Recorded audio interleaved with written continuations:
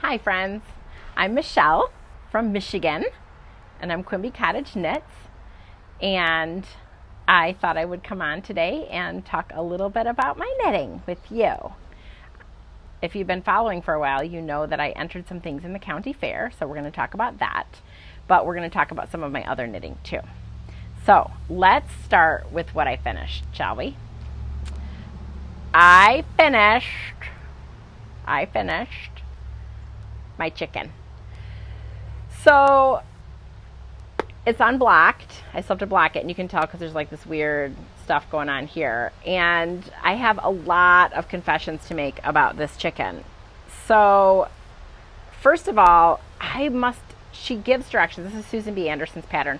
She gives directions for this chicken, and they're very good. And basically, you should probably just do it in double points. But I was mightily resistant to that idea. I don't know what's wrong with me, and I thought I could just do it magic loop, and I did it magic loop. But then when it came time to do this part, I think I didn't mark my needle one very well because my comb ended up going like this, but the body of the chicken is supposed to go this way.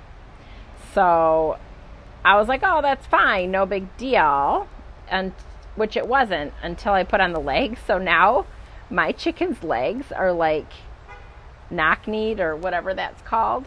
Sorry, I'm outside at the Quimby Cottage and there's cars driving by and beeping, and it's a little bit breezy today, so thanks for dealing with it. Anyway, I think I did okay, but I had to make it work, and my chicken now like looks like she needs braces or something. Like she's perpetually, what is that called, pigeon-toed or something. But anyway, I'm pretty pleased overall with the way it went over. And it's a chicken, so it's not that big of a deal that it's a little bit wonky, right? So there's my chicken. So I finished this chicken. We'll talk about it again in a minute. Okay, I've also been working on my half and half triangles wrap, and I started my second color. Look at this. I've made quite a bit of progress on it. So these are my colors. It really is. These are like, I think this is pretty true to what it looks like in real life. So half of it is this kind of peacock blue, and then the other half is going to be this green. So I'm slipping the first couple stitches to give it like this I-cord bit, but the cast on edge, which I did here, is not showing that. So I will do an I-cord cast off when I do the other one, and then I'll just go back and pick up and do an I-cord on this edge and bind off. So that way it'll be nice when I'm all done. So I'm making a bit of progress on this, which is surprising because it has been Africa hot here. Super hot, really humid. We've had some rain, like pop-up storms, and you think it's the kind of storms where you think like the weather's going to break on the other side of the storm, but no, it's worse. So it feels like swimming in soup. So I actually, like, there were days when I was sitting here and I was literally sweating so much, like even my eyebrows were sweating, and just sitting. If you didn't have a fan on you, you were just sweating even just sitting. So it's been tough here. So, and remember, cottage isn't air conditioned, so we just have to kind of tough it out. We do have an air conditioner in our bedroom, which does help, but it's not the same as like real air conditioning, which is fine. So anyway, the heat has blown through, and I think we're probably now into that like early September stuff where it's like in the 80s during the day, but it's in the 60s at night. And let me tell you, friends, that's the weather I was built for real. Like we did that DNA testing. We didn't know. My maiden name is Polish. So my grandfather was adopted, and we didn't really know what he was. And my husband got that genetic testing done because he was super curious about it, and got one for me. I didn't really care, but he was super curious. Turns out I'm mostly Irish and English. I know, go figure. So I now know that this is why I'm built for this kind of temperature. So there you go. My husband is mostly Danish and Finnish with a little bit of English as well. So I think that's why we like being north of the 45th parallel in the summer. And we've never been beach people. I think my younger daughter would like head to the beach and hang out for a week at the beach if that was, I think she would do that. but I don't think any of the rest of us would do that. Like, we're definitely not beach people. I mean, we like to go to the beach, but like for a vacation would not be our scene. Anyway, half and half triangles wrap. I'm really enjoying it. It's nice. It's soothing. I can see why people want to knit more than one. I can't say that I want to knit more than one, but it is sort of nice to have one on the needles. Although I'm in a prayer shawl group, and I could just do a prayer shawl, and it would be equally as satisfying probably as this. Especially if I did one with stripes, but I don't know if that's like kosher. I don't know. I don't know why I said all that. Anyway, the rest of what I've been working on. I think I put a little bit onto the sock. See, isn't it cute? So the first one is done. This is the second sock. And so they're not quite a matched pair, but aren't they cute? I think it's going to be really fun. So I am almost, let's see. I should be. Let's see. Okay, so it looks like just a couple more rows, and then I can do the heel flap. So that'll be good. If I eyeball it, it looks like I've got 3 rows left to do. So, and then I'll do the heel flap. So won't those be cute? These are going to be a gift for a friend. And that's what I have. That's what I finished. That's what I knitted. All done with it. So let's talk about the fair. So you'll remember that I entered some things in the fair. And I know that you're probably waiting to find out how it ended. And I first want to start with my friend Anne's chicken. And look at what Anne got.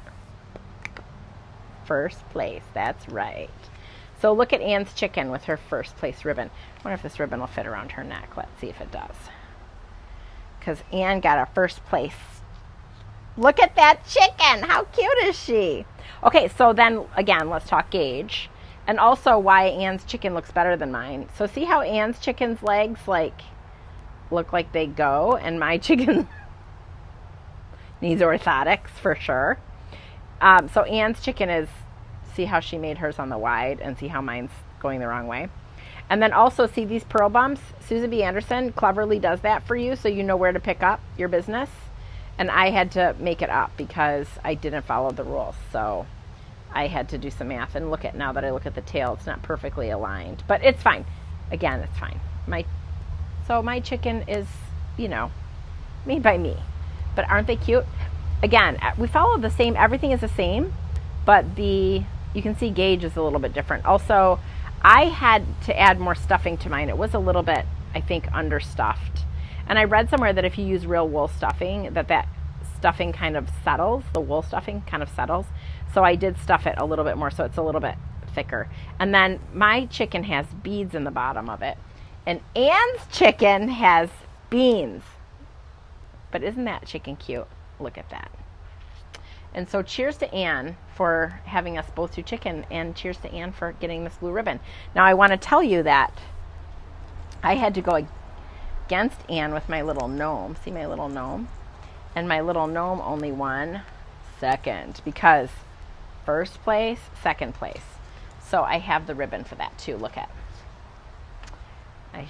I should have just attached all these ribbons, but I didn't because I don't know why I didn't. I just didn't think of it until just now. That's why. But look at, so second place, little gnome. This is cute, right? But the chicken definitely won out, because the chicken should have. So yay for that. So I'm just going to talk to you about the rest of the stuff that I have as it's in the pile. So I knitted these socks. They're just the Hermione's Everyday sock. They're like this beautiful toffee color. They are a yak yarn. And they got first prize. So that's those. This was kind of a bummer. These I put in the holiday knitting. If I had put them in the socks, they probably would have won first prize, but I already had these other plain socks. Plain-ish socks.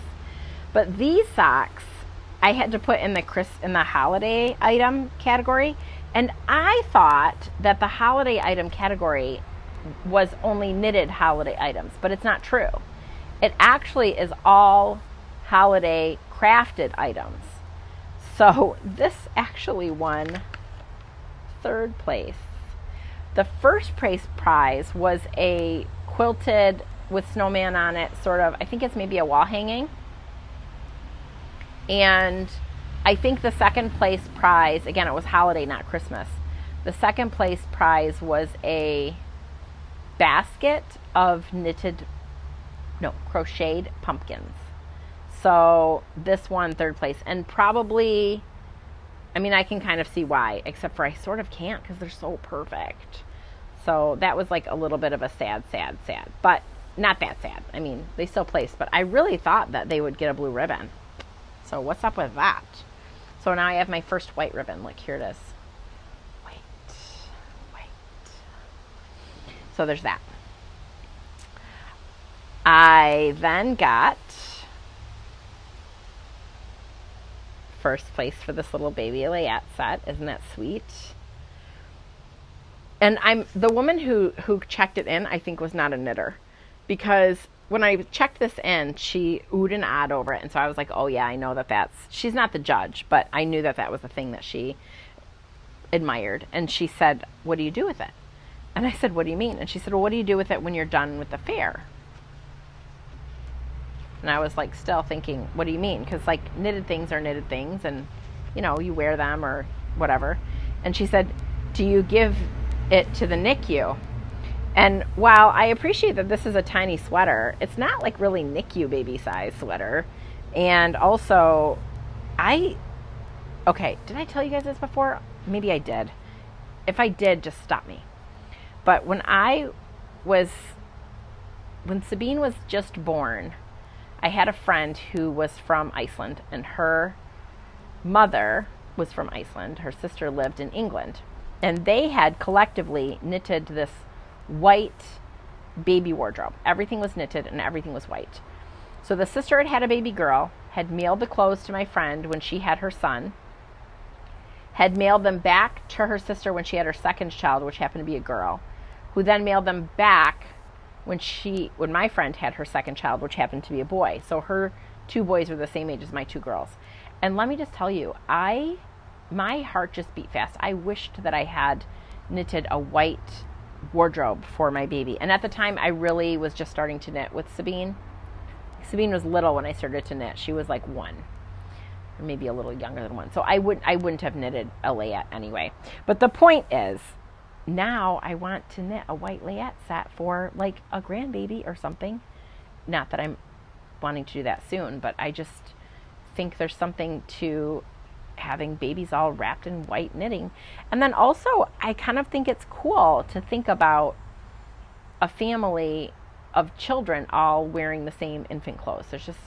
I like that sort of, I don't know if legacy, tradition, I'm not sure what that is, but that's what I like. So anyway, I was thinking no. And I also knew that the woman didn't knit, because nobody would spend the amount of time it takes to do all this fussy little stuff and then just give it to the NICU. Actually, somebody probably does, and good for you for doing it. I'm not there yet. Someday I might be, but today is not the day. So this is going to go back in its little Ziploc bag away from the moths and in a little box to save for some baby that I'm genetically related to. Or maybe not genetically related. I'm not opposed to other ways, but babies I'm related to is what I'm going to say. So there's that. Then there was this shawl, which I will open for you. And isn't it pretty? This got first place in the shawl category. But now it's not so blasting hot. Can I try it on for you? Because I just think, again, remember that my friend has one of these, and she wore it with she didn't wear it like this, actually. Hers was like, she didn't wear it like this. She wore it more like this. It was really like this. And it was so cute on her, tucked into a jean jacket. And it was even this, it's even this color. And she had a jean jacket on. See, can you imagine if I had a blue jean jacket on? And would I be cute? Would I be really cute in this? So it doesn't really even, I mean, the beauty of it really shows when you open it, but you'd never, I mean, I probably would never wear it like that. But it's like this. And this is lace weight. This is Brooklyn tweed, which it's veil, which is Rambouillet. Friends, I love me some Rambouillet. So I was pretty pleased that this won a blue ribbon. But I'm also kind of not surprised. I did sort of think it would, because look at that lace. Oh, there's a hummingbird at my feeder. Do you know I'm obsessed with hummingbirds? I totally am. And for 2 days we had sort of these storms that were just popping up, and it was so humid. And I didn't see any hummingbirds at my feeders. I was kind of worried. So I went out and checked, and it was really low, but it was there still was some in it. But I took it down and cleaned it and then hung it back up last night, and I noticed that there were no feeders. Nobody came to it yesterday after I cleaned it and put it back out. So then I was worried. But this is the second or third time I've seen one there. But guess what? Also is there those stupid, what are they? Those yellow jackets. They hover over there, but they can't get into it. So they're gone already. Aren't you glad I gave you a blow-by-blow of the feeders? I only feed birds here, hummingbirds, and I'll tell you why. But let me finish this and then I'll come back to that. So the last thing that I put in was this shawl. Do you remember this? It's really heavy. It's made out of worsted weight. That's the back side. Here's the front side. I loved this so much. So much. So this was in the any other knitted item large category, and it got only a second prize. Can you believe that? I mean, I love it anyway, but still I was kind of surprised. So I spent actually I'm sorry, there's like a hair or something in my eye, and I just can't leave it alone. It feels like someone's putting a sword in my eye. You know what I mean? And I can't seem to get it. I don't want to spend a lot of time doing this, but if I keep getting blinky, that's why. Oh, maybe it's gone now. Maybe it's gone now. So I did look a lot at the fair to find out what beat me out of this, and whatever it was, I couldn't find it. So I wonder if it was like a blanket or something else that I just didn't see. But I'll try this on for you too if you want, because I made this not that long ago. I feel like we've all talked about it since then, but like, look at, isn't it? This is definitely worsted weight, and I think I'm definitely going to be using it this fall. See that? I'll definitely use this fall. I wore it a bit in the early, like in, I don't know, whenever I finish this, like February, March, and the basement of our house is where we have our TV, and we don't watch that much TV, but when we do, this sitting across my shoulders really keeps me a lot warmer than not, which makes sense, right? So that's all the stuff for the fair. And Mr. Hansen likes it when I show all the ribbons. Oh, I have one more thing to tell you though. Okay, so did I say? I think I must have told you. I was going to enter my sourdough in the contest, and I won blue ribbon for the sourdough also. So I won a blue ribbon for the white bread category, and I won a blue ribbon for the wheat bread category. And there's one more red ribbon that's here around the neck of the gnome. So this is the collection of ribbons from this year. I'm proud to tell you that everything that I entered ribboned, but I don't think that that's necessarily going to be how it always goes for me. So I was lucky this year, and we'll see about next year. I do sort of like doing the fair. It's a fun little thing to do. It really is fun for me. It's good to have some goals, but I've been thinking about what I might want to knit next, and I don't know if any of it necessarily qualifies. Like, for example, that big shawl, the half and half triangles, there's no way that would win anything. It's just a big square, so I don't think I would even put it in. And then the socks that I'm knitting are really cute, but they're also pretty plain, and they're going to be a gift. And I feel weird giving a gift and being like, hey, can I keep this until next year so that I can enter it in the fair? That would be weird, right? That would be weird. Okay, so let me tell you what happened the other day. Mr. got up early in the morning, and he wakes up early a lot. I'm a 8 hours type of girl, or even 9 or so, 8.5. But Mr. doesn't sleep through the night usually. And actually the other day sent me an email at 4:30 in the morning. I did not get it until the morning, but I was like, what the heck, right? So anyway, he got up early in the morning and turned on the lights. We have these, I'm on the porch at the Quimby, and all the way around the porch, we have those bistro lights, I think they're called.